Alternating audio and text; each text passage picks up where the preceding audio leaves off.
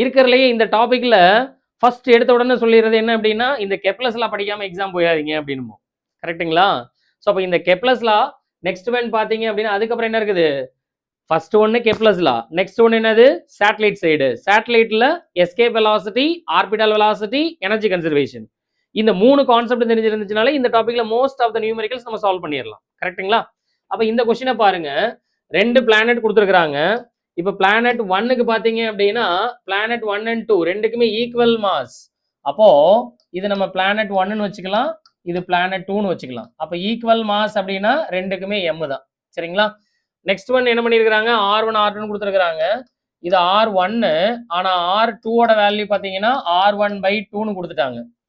Next ஸ்பீடோட ratio, இது V1, இது V2, ஆனா அவங்க என்ன கேட்குறாங்க? V2/V1 என்னன்னு கேட்குறாங்க. இப்போ நம்மளுக்கு எஸ்கேப் வெலாசிட்டிக்கு 2 ஃபார்முலா இருக்குது. ஏன் எஸ்கேப் வெலாசிட்டி நம்ம இதில் யூஸ் பண்ணுறோம்? இங்கேருந்து எஸ்கேப்னு அவங்களே கொடுத்துருக்குறாங்க. ஒன்று சேட்டலைட்னு கொடுத்துருந்தாங்க அப்படின்னா வெளியில் போனதுக்கப்புறம் ஆர்பிட்டால் வெலாசிட்டியில் வரும். இங்கே என்ன ஆகுது? ஜஸ்ட் எஸ்கேப் ஆகி போயிருக்குது. ஸோ அப்போ எஸ்கேப் வெலாசிட்டிக்கு 2 ஃபார்முலா இருக்குது.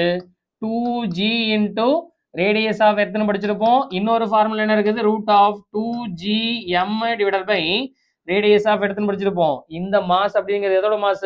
பிளானட்டோட mass. It is not depends on the satellite mass. இப்போ ஏன் இந்த நம்ம ஃபார்முலா எடுக்கிறோம் அப்படின்னா அவங்க மாஸை பேஸ் பண்ணி சொன்னதுனால நம்ம இதை எடுக்கிறோம். அப்போ இங்க வெலாசிட்டிங்கிறது என்னவாயிடுச்சு? 1/√r வந்துருச்சு.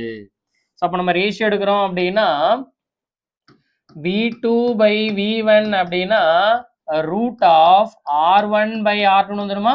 ஏன்னா இங்க இன்வெர்ஸ்லி ப்ரொபோர்ஷனல். அப்ப இதுல ரூட் ஆஃப் R1ஓட வேல்யூ என்னது? R1 தான். R2ஓட வேல்யூ என்னது? R1/2.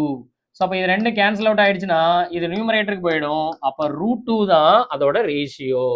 ஆப்ஷன் எதுல இருக்குது? ஆப்ஷன் 1ல இருக்குது. ஸோ அப்போ நம்மளுக்கு இந்த ஃபார்முலாஸ் தெரிஞ்சிருந்தாலே டைரக்டா போட்டு போயிடலாம். சரிங்களா? ஆனா இந்த ஃபார்முலா யூஸ் பண்ணிடக்கூடாது. ஏன்னா அதை யூஸ் பண்ணோம் அப்படின்னா டைரக்ட்லி ப்ரொபோர்ஷனல்ல வந்துடும். அப்போ ரிலேஷன் பார்த்தீங்கன்னா 1/√2 இருக்கும். அதுவும் ஆப்ஷன்ல இருக்குது. இங்க கண்டிஷன் என்ன அப்படின்னா இந்த மாஸ் அப்படிங்கிற கண்டிஷனை பேஸ் பண்ணி தான் நம்ம இந்த ஃபார்முலாவை செலக்ட் பண்றோம். சரிங்களா? ஸோ இந்த மாதிரி சின்ன சின்ன ஐடியாஸ் தெரிஞ்சிருந்துச்சுன்னா போதும், ஈஸியா நியூமெரிக்கல் சால்வ் பண்ணிடலாம். சரிங்களா? ஓகேங்கண்ணா.